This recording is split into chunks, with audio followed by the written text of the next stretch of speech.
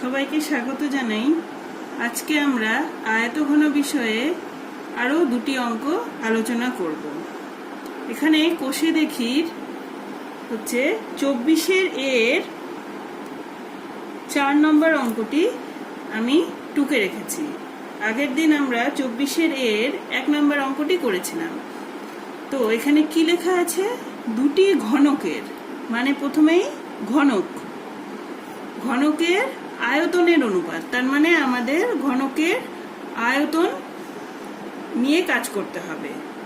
1:27 হলে ঘনক দুটির সমগ্রতলের ক্ষেত্রফলের অনুপাত কত হবে বের করতে হবে। তাহলে ঘনকের দুটো ফর্মুলা জানতে হবে, এক হচ্ছে আয়তন, দুই হচ্ছে সমগ্রতলের ক্ষেত্রফল। তো আমরা জানি আয়তন বা সমগ্রতলের ক্ষেত্রফল যাই বের করো, তোমাকে প্রথমে ঘনকের একটি বাহুর দৈর্ঘ্য ধরে নিতে হবে। তাহলে ধরি দুটি ঘনক বলেছে, তাহলে এখানে প্রথম ও দ্বিতীয় ঘনক ধরে করি। ধরি প্রথম ঘনকটির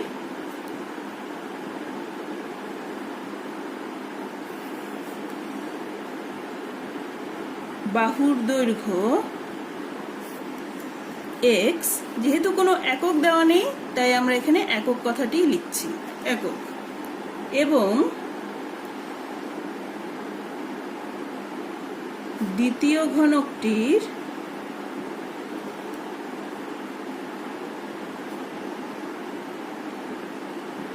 বাহুর দৈর্ঘ্য y। আমাদের কি দেওয়া আছে? এখানে আয়তন দেওয়া আছে, আয়তনের অনুপাত। তাহলে এদের আয়তন বের করতে হবে। সুতরাং প্রথম ঘনকটির আয়তন, ফর্মুলা হচ্ছে a কিউব, এখানে এর বদলে x ধরেছি, তাহলে x কিউব ঘন একক। এবং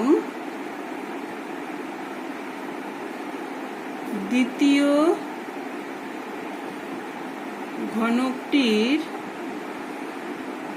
আয়তন, এখানে বাহুর দৈর্ঘ্য y, তাহলে এটা হয়ে যাবে y কিউব ঘন একক।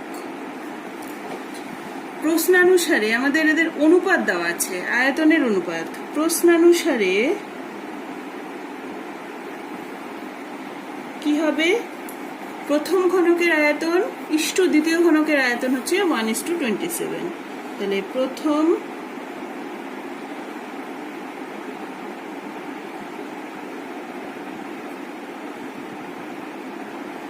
ঘনকটির আয়তন ইস্টু দ্বিতীয়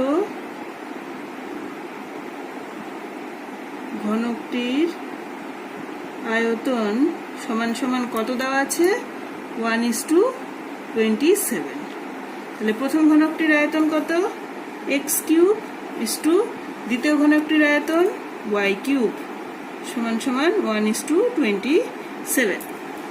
আমরা জানি যেখানে ইস্টু মানে আমরা এটাকে বাই করে লিখতে পারি, তাহলে x cube by y cube সমান সমান 1/27। এখানে সূচকের ধর্ম ব্যবহার করে আমরা এটাকে x by y whole cube লিখলাম। এখানে 1/27 3 কিউব লেখা যায়। আবার দেখো এই 1টাকে আমরা 1 কিউবও লিখতে পারি, তাহলে এটা x by y whole cube সমান সমান এটাকে 1/3 হোল কিউব লিখলাম। তার মানে কি হলো? x বাই y সমান সমান 1/3। তার মানে আমাদের, আচ্ছা এটা এইভাবেই থাক, x বাই y বেরিয়ে গেছে। এখন বলেছে ঘনক দুটির সমগ্রতলের ক্ষেত্রফলের অনুপাত। এখন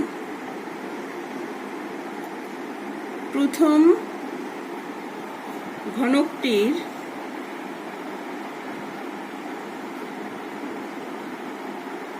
সমগ্রতলের ক্ষেত্রফল সমান সমান, ফর্মুলা কি ছিল? 6a², এর বদলে আমাদের হবে x, তাহলে x² বর্গ একক। এবং সরি এখানে একটু ভুল হয়ে গেল, এটা এক্স স্কোয়ার হবে, 6x² বর্গ একক। এবং দ্বিতীয় ঘনকটির সমগ্রতলের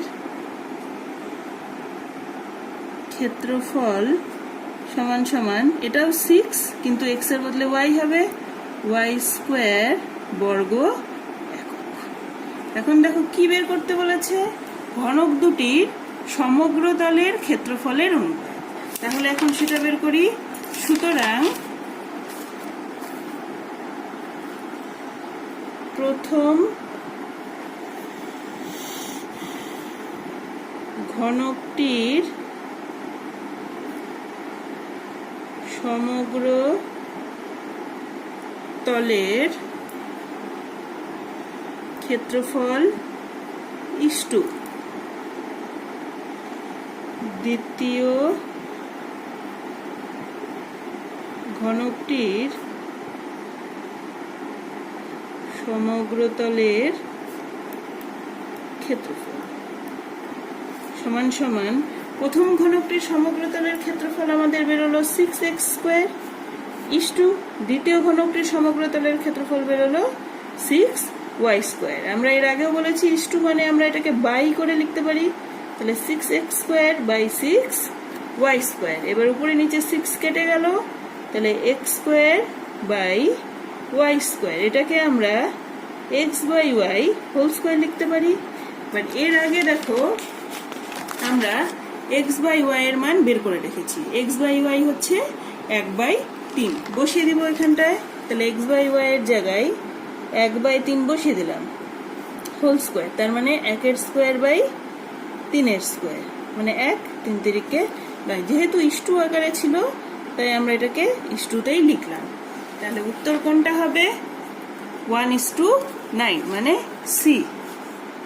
তাহলে ঘনক দুটির সমগ্রতলের ক্ষেত্রফলের অনুপাত হচ্ছে 1:9। সুতরাং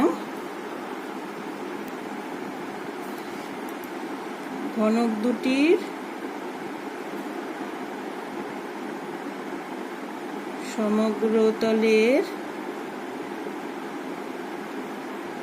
ক্ষেত্রফলের অনুপাত সমান সমান 1:9। উত্তর হচ্ছে আমাদের সি। এবার সবশেষে আমরা আরেকটি অঙ্ক আলোচনা করব, সেটা হচ্ছে 25-4। এটাও সংক্ষিপ্ত উত্তরধর্মী প্রশ্ন। দেখো কি লেখা আছে, তিনটি নিরেট ঘনক, এখানেও ঘনক, কয়টি ঘনক, তিনটি ঘনক নিয়ে কাজ, যাদের প্রত্যেকটির ধারের দৈর্ঘ্য যথাক্রমে 3 সেমি, 4 সেমি এবং 5 সেমি। ঘনক তিনটি গলিয়ে একটি নিরেট ঘনক তৈরি করা হলো। নতুন ঘনকটির একটি ধারের দৈর্ঘ্য কত হবে হিসাব করে লিখি। তাহলে দেখো যখন এরকম প্রশ্ন হবে যে কিছু গলিয়ে অন্য জিনিস বানানো হয়েছে, তখন সবসময় মনে রাখবে যে এখানে আয়তন নিয়ে কথা হচ্ছে। এখানে দেখো নিরেট ঘনক বলেছে, নিরেট মানে কি, যে জিনিসটা ঠাসা। যেমন ধরো তোমরা যদি একটি ক্রিকেট বল নাও, তাহলে ক্রিকেট বলটা যেরকম ভিতরে ঠাসা থাকে, বা ধরো আমি যদি বলি যে একটা কাদা দিয়ে তুমি বলের মতো বানিয়েছো, সেটা যেমন একদম ঠাসা থাকবে। আর আমরা যদি আবার ফুটবলের কথা বলি, তাহলে দেখো ওটা ভিতরে কিন্তু ফাঁপা থাকে। এখানে সেই ধরনের বলের কথা বলা হচ্ছে না, এখানে যেটা বলা হচ্ছে সেটা পুরোটাই ঠাসা, মানে একদম আমাদের হচ্ছে কাদা দিয়ে তৈরি করা কোনো বল, বা আটা দিয়ে যদি তুমি কোনো বল বানাও, সেই ধরনের বলের কথা বলা হচ্ছে। তো তিনটি বল দিয়ে আরেকটি বড় বল বানানো হলো। যেমন মনে করো তোমার কাছে ছোট ছোট তিনটি বল ছিল, এবার এই তিনটি বলকে দিয়ে তুমি একসাথে মিশিয়ে যদি একটা এরকম বড় বল বানাও, তাহলে এর আয়তনের কথা হচ্ছে। এবার দেখো এই তিনটি যোগ করে তো এটা হয়েছে, তার মানে এর আয়তন, এর আয়তন আর এর আয়তন, এই তিনটি আয়তন যোগ করলে যে আয়তন পাবো সেটাই হচ্ছে এর আয়তন। আমরা ধরে নিব যে কোনো কিছুই নষ্ট হচ্ছে না, এই তিনটা মিলে এটা তৈরি হচ্ছে। তার মানে এই ধরনের অঙ্কের মেন কথা এটাই যে আমাদের ছোট ছোট যে জিনিসগুলো আছে তাদের আয়তন বের করতে হবে, যোগ করতে হবে, করলেই আমরা বড় যে নতুন জিনিসটা তৈরি হয়েছে তার আয়তন পেয়ে যাব। তো আমাদের এখানে ঘনক নিয়েই কাজ, প্রথমেও ঘনক ছিল, পরেও ঘনক তৈরি হয়েছে। তাহলে এবার আমরা এটা শুরু করি। কি দেওয়া আছে দেখো, তিনটি ঘনক। তাহলে প্রথম ঘনক, দ্বিতীয় ঘনক ও তৃতীয় ঘনকের ক্ষেত্রে এইভাবে করি। প্রথম ঘনকের ক্ষেত্রে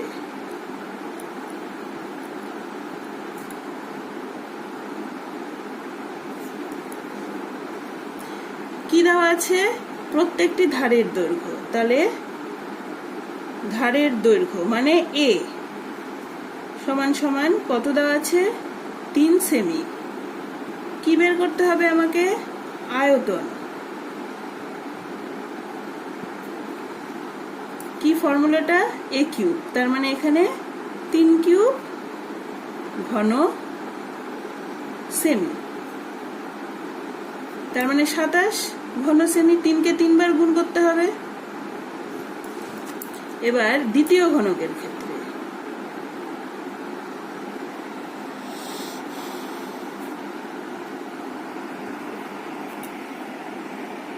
ধারের দৈর্ঘ্য দেওয়া আছে 4 সেমি, আয়তন বের করব। সুতরাং আয়তন সমান সমান এ কিউব মানে 4 কিউব ঘন সেমি। তার মানে 4 গুণ 4 গুণ 4, 4 4 16, 4 16 64 ঘন সেমি। আবার একই জিনিস তৃতীয় ঘনকটির ক্ষেত্রেও করতে হবে। তৃতীয় ঘনকের ক্ষেত্রে ধারের দৈর্ঘ্য এ সমান সমান কত দেওয়া আছে, 5 সেমি। তাহলে আয়তন, সুতরাং আয়তন সমান সমান এ কিউব মানে 5 কিউব ঘন সেমি। তার মানে 5 গুণ 5 গুণ 5, 5 5 25, 5 25 125 ঘন সেমি। এবার আমাদের নতুন যেটা তৈরি হলো, নতুন ঘনকটির ক্ষেত্রে নতুন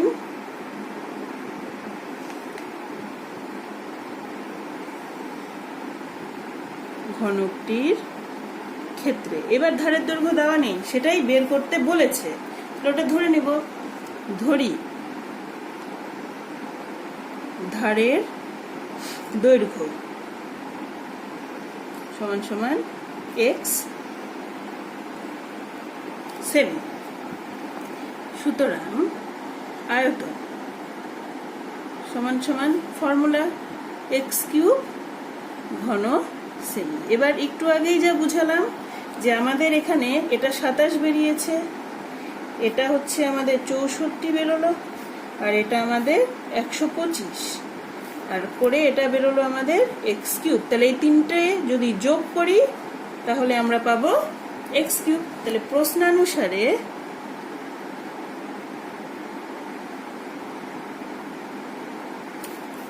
নতুনটির আয়তন সমান সমান পুরনো যে তিনটা আছে তাদের আয়তনের যোগফল। তার মানে 27 যোগ 64 যোগ 125। তাহলে x কিউব সমান সমান কত হবে আমাদের যোগ করলে,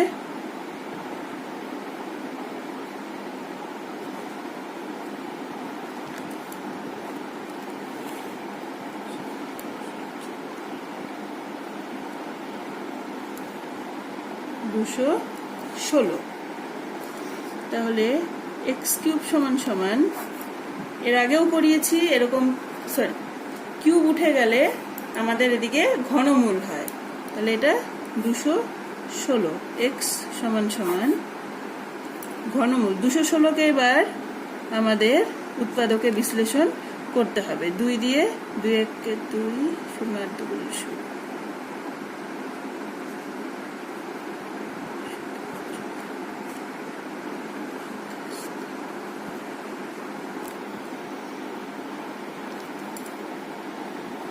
তাহলে আমরা কি লিখতে পারি? 3টা 2 আর 3টা 3, 3 গুণ 3 গুণ 3।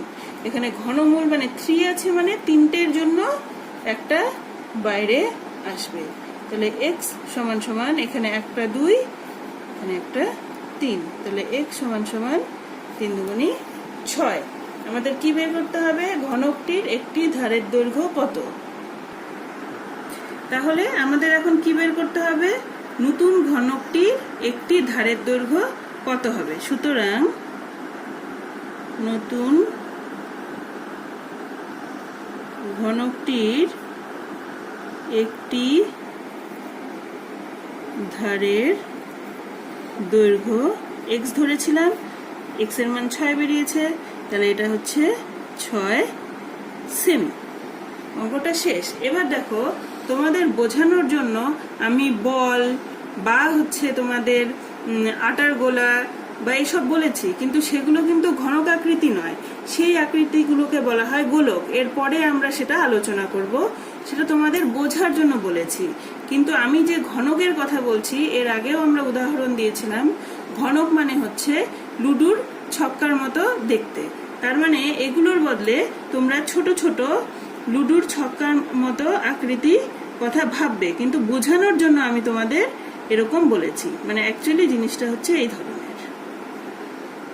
এরকম 3টে আছে।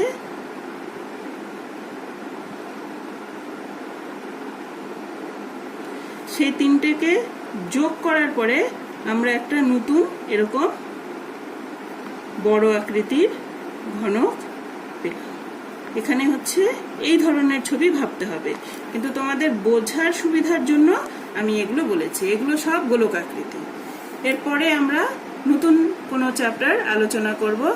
ধন্যবাদ।